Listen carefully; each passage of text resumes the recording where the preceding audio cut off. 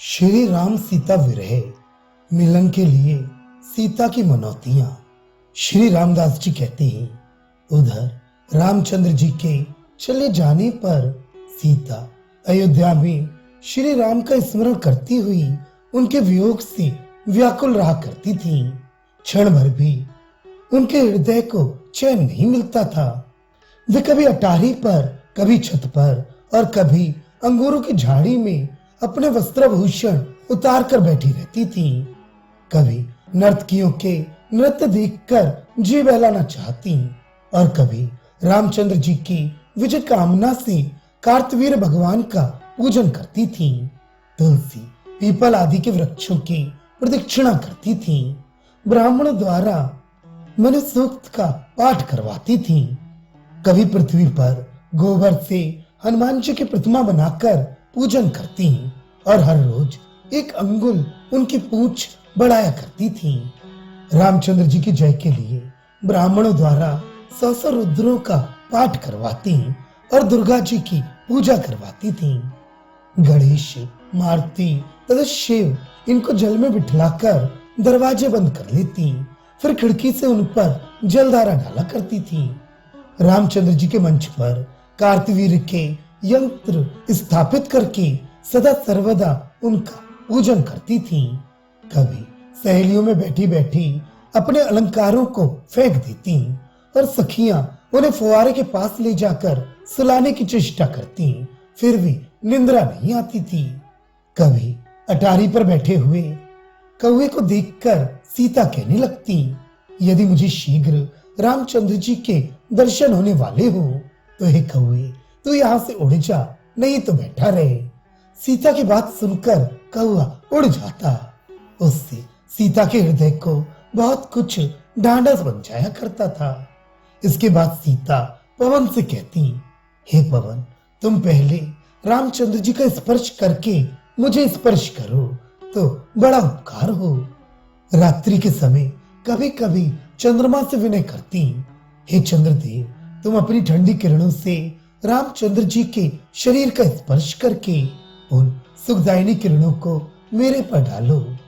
शुक्ल पक्ष की द्वितीया को सीता विविध प्रकार के वस्त्र और आभूषणों को पहनकर सखियों के साथ प्रासाद के ऊपर जाती कि राम आज जहाँ कहीं भी होंगे चंद्रमा का दर्शन अवश्य करेंगे। ईश्वर चाहेंगे तो शीघ्र ही हमारा और उनका मिलन होगा। जब से रामचंद्र जी गए थे तब से उन्होंने अपने शरीर में न हल्दी लगाई, न आंखों में काजल दिया और न किसी प्रकार के वस्त्राभूषण पहने। श्री रामचंद्र के विरह से पीड़ित सीता ने चंदन, पुष्प, फूल की मालाएं, फूल की शैया आदि कुछ भी अंगीकार नहीं किया। राम के दर्शनों की इच्छा से सदा शकुन उठाया करती थी। यदि शकुन अच्छा उठ जाता तो बड़ा हर्ष होता था। वे समझती कि शीघ्र ही रामचंद्र जी का दर्शन होगा। इसी खुशी में सखियों को वे मिठाइयां बांटती थी। जब से राम परदेश गए तब से वे किसी के घर नहीं गईं। तभी से सीता कभी अकेली नहीं बैठती, शरीर में उपटन नहीं लगाती, मिठाई नहीं खाती, तांबूल नहीं चढ़ाती और अपने केशों को भी संवारती नहीं थी। जब से राम गए तब से उन्होंने किसी पुरुष के साथ संभाषण नहीं किया, कभी किसी से मुस्कुरा कर नहीं बोली, ऊपर मुंह उठाकर किसी की ओर नहीं निहारा। कभी कोई पुरुष उन्हें देख नहीं पाया और कभी भी उनके आत्मा को चैन नहीं मिला। राम के विरह से पीड़ित सीता ने कभी शैया पर शयन नहीं किया और विरह से पीले पड़े हुए अपने मुखमंडल को शीशे में नहीं देखा। न उन्होंने कभी रंग बिरंगे कपड़े पहने और न रंग बिरंगी चोली ही धारण की। तब से कभी वे दरवाजे के चौखट पर खड़ी नहीं हुई, सरयू स्नान करने को नहीं गईं और किसी वन या उपवन में सैर करने नहीं गईं, किसी बगीचे तथा पुष्प वाटिका में भी नहीं गईं। तब से उन्होंने कोई मांगलिक कार्य नहीं किया। अनेक प्रकार की वस्तुएं दे देकर उन्होंने ब्राह्मणियों को प्रसन्न किया और कितनी ही तरह के व्रत करके अनेक देवियों की पूजाएं की। इस तरह बहुत से व्रतों को करके वे अपने उन नीरस दिनों को बिताती रहीं। सदा इस तरह मनौती मांगती थी, हे देवियों और देवताओं, यदि रामचंद्र जी विजयी होकर अपने भाइयों और पुत्रों समेत शीघ्र अयोध्या वापस आए तो हे हनुमान जी, मैं बड़ी भारी माला बनवाकर आपको पहनाऊंगी। हे गणेश जी, आपको पूरी और लड्डू का भोग लगाऊंगी। अनेक प्रकार के पकवान बनवाकर आपको समर्पण करूंगी। हे दुर्गे, मेरे ऊपर प्रसन्न हो। यदि राम लौट आए तो आपके लिए बलिदान करूंगी। हे चंडिके, मैं आपको विविध प्रकार के स्वादिष्ट अन्नों तथा बलिदीप के साथ अपनी जीव का रक्त चढ़ाऊंगी। 5 मंगलाचार का व्रत करूंगी। 1 महीने तक मिठाई और घी भी ना खाऊंगी। हे महेश्वरी, कृष्ण पक्ष की तृतीया तथा चतुर्थी को थोड़े थोड़े गुड़ के साथ तिल खाऊंगी। ये व्रत तब तक चलता रहेगा जब तक मुझे लक्ष्मण आदि भ्राताओं के साथ श्री रामचंद्र जी के दर्शन नहीं मिलेंगे। हे चंडिके, यदि मुझे शीघ्र मेरे प्रभु के दर्शन मिल जाएं, तो मैं अपनी सहेलियों के साथ नवरात्र का व्रत करूंगी। हे सूर्य भगवान, प्रत्येक रविवार को मैं आपका विधिवत पूजन करूंगी। इस प्रकार राम के वियोग वाले दिनों में सीता प्रतिदिन अनेक प्रकार की मनौती माना करती थी। वे ब्राह्मणों से अर्घदान कराती रहती थी, रात दिन कभी नहीं सोती थी। इस तरह राम के वियोग में दुखनी सीता कहीं भी सुख नहीं पाती थी। इस तरह उर्मिला और चंपिका आदि की स्त्रियां भी अपने अपने स्वामियों के वियोग रूपी अग्नि से दग्ध होकर व्याकुल रहती थीं। वे समस्त स्त्रियां अपने महलों की मणिमय भूमियों पर लोट लोट कर दिन काटती थीं। उन्हें संसार के किसी भी प्रदेश में आनंद नहीं मिलता था। उनमें से न कोई क्रीड़ा मयूर नचाती, न पिंजरे में बैठे हुए तोते को पढ़ाती, न पाले हुए नेवले को प्यार करती, न मैना पढ़ाती और न कोई स्त्री सारसों के साथ खेलवाड़ ही करती थी। उन्होंने किसी सुख का उपभोग नहीं किया, महलों में उन्होंने आनंद नहीं लिया। वे न अपनी सहेलियों के साथ हंसी दिल्लगी करती थी, न वीणा बजाती और न सुनती थी। कल्प वृक्ष के पुष्प से उत्पन्न कुसुम की अमृत सर की सुगंध का भी उपभोग नहीं करती थी। वे नारियां योगियों के समान अपनी दृष्टि नासाग्र भाग में रोककर रात दिन अपने अपने पतियों का ध्यान किया करती थी। उन्होंने अपना अपना मन अपने अपने पतियों को अर्पण कर दिया था। वे झरोखे में लगे हुए चंद्रकांत मणि के समीप, जिसमें सदा रात के समय जल की धारा बहा करती थी, वहां बैठकर कुछ देर उसी को निहारा करती थी। कभी कमल के पत्तों की शैया पर सोती और सखियों से केले के पत्तों का पंखा जलवाती थी। इस प्रकार एक एक रात्रि को युग के समान मानकर बड़े संताप से विवल होकर समय बिताती थी।